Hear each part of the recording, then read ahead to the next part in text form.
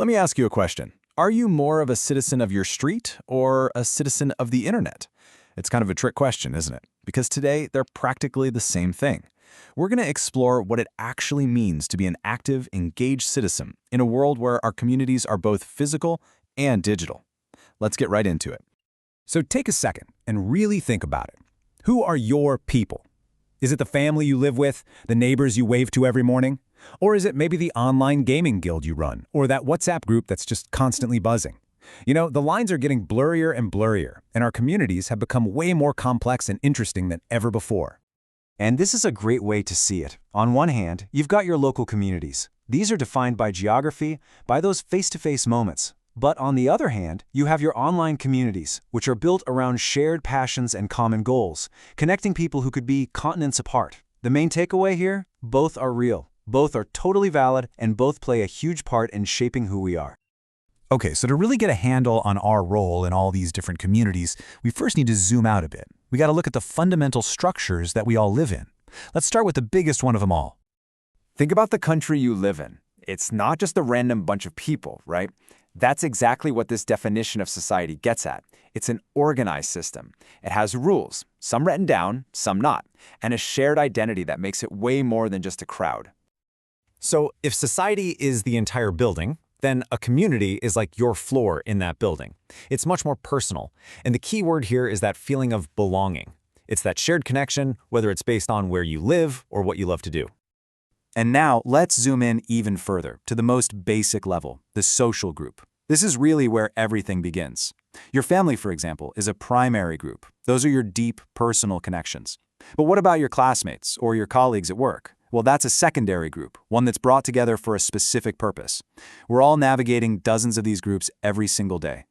And all of these groups and communities are organized by what we call social institutions. You can think of these as the giant pillars holding up society, or maybe like its operating system.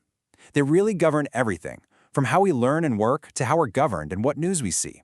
They're basically the machinery that keeps society humming along. All right, so we've got the building blocks, but you know, living in a society isn't a spectator sport.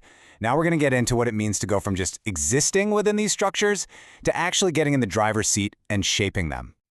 This quote just nails it. Civic engagement isn't some passive idea. It's all about action. It's about rolling up your sleeves and actually using your knowledge and skills to make things better for everyone in your community.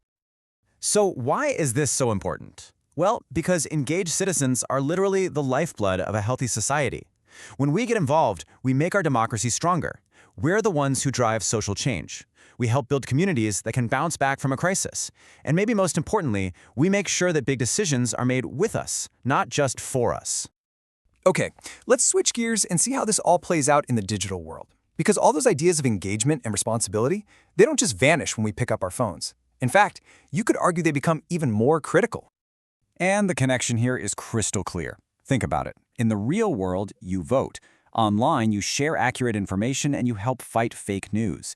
In the real world, you obey traffic laws. Online, you follow community guidelines and you treat other people with respect.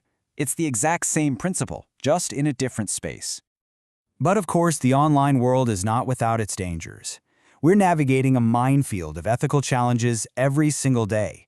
You've got misinformation that spreads like wildfire, privacy violations that can happen in an instant, and online harassment that causes very, very real harm.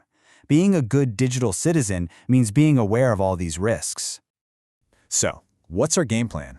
Well, here are our core duties. It all starts with a simple pause. Just think before you post or share. It means respecting other people's privacy, reporting abuse when you see it, and using technology as a force for good.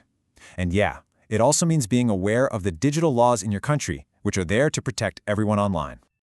Being a responsible citizen is the foundation, for sure. But what if you want to do more? What if you want to be the one to lead a change? Well, that's where advocacy comes into the picture.